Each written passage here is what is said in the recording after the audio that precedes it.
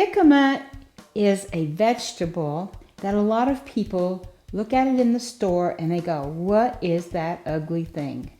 It is not pretty, but it is delicious. It is actually from Mexico, and it's actually a legume. It's a bean, and it doesn't taste anything like a bean. So I want to show you how to use this. This is a very, very nutritious plant, and it is very, very versatile in how you can use it, and very good price for all the stuff you can use it for. So let's get started. I want to come down here and show you how to pick one in the store. I have the good, the bad, maybe the ugly too. But this one is like perfect. See this? It's real smooth. There's not any dings in it. There's no cracks in it. This is a young one. This one will be tender all the way through. Size doesn't really matter except that it becomes more fibrous. And like this one is pretty good. It's real smooth. It has one indention.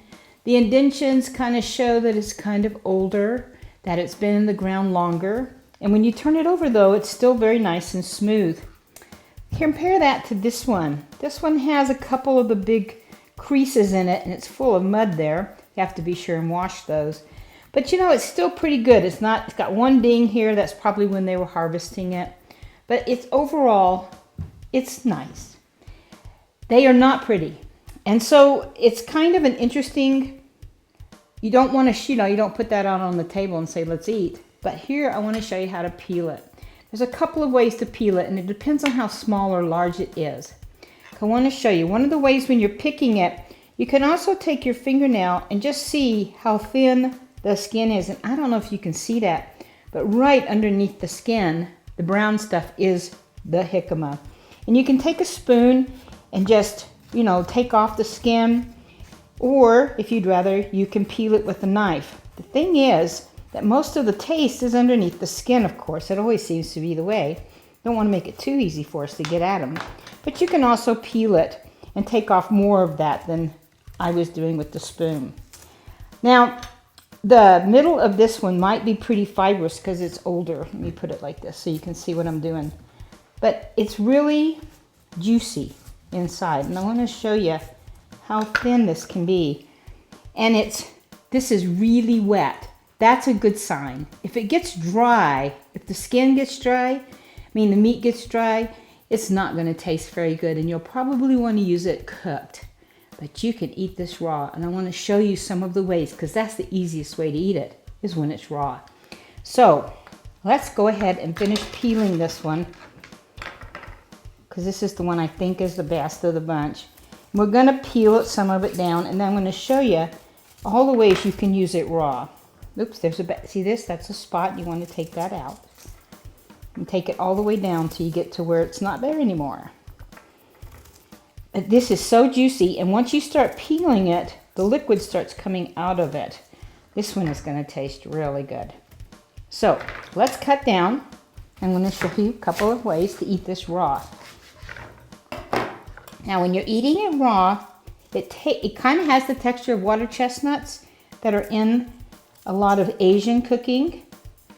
And the interesting thing about it is it's just like water chestnuts. It does not lose its crispiness as it is cooked.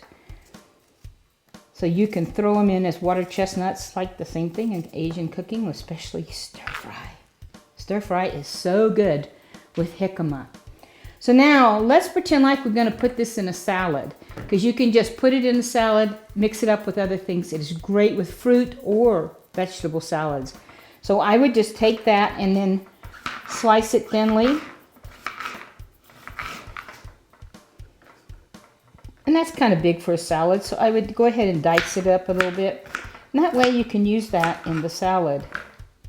And let me pick those up and see how small they are. Just enough to have somebody put it in their mouth and not be too much. I love jicama with dried cranberries and some greens. Great. So I'm going to put that there, for that's one of the ways that you can eat it raw. Now, of course, the other way is to make it julienne, which is, just long strips. And this is so easy to cut. And these were kind of big.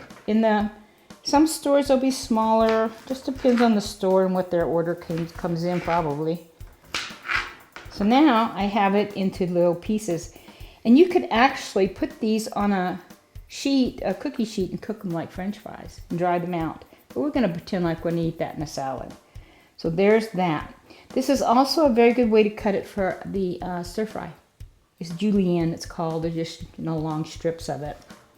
But I think the most fun way to eat it raw is to make it into, use it like crackers and chips. So you're going to make them about the size of crackers or chips. So now I've got them this size. See that? They're kind of like crackers and chips. And now you could bring in your salsa and people can dip it like crackers and chips. And that is delicious. It is Mexican origin, so it goes really well with the Mexican flavored foods. And one of the favorite ways for people to eat it is to sprinkle lime juice on it and then put some chili salt on it, hot spicy stuff. They like that. And it kind of cools it down because there's so much liquid inside the jicama. So I'm going to put this over here on the plate with my salsa. And then of course the other thing you can use it for is like with cheese. Just make the little crackers. You could put a little olive on top or, decorate this up and put this down on the plate as hors d'oeuvres. This one's a little big, so I'll tear that in half and put that there. And you can serve it along with your Mexican salsas. I love them with green chilies. It's amazing how the vegetables that grow in a certain area taste like the foods. They go well with the foods in that area because that's where they grow. Now to cook the jicama is very easy.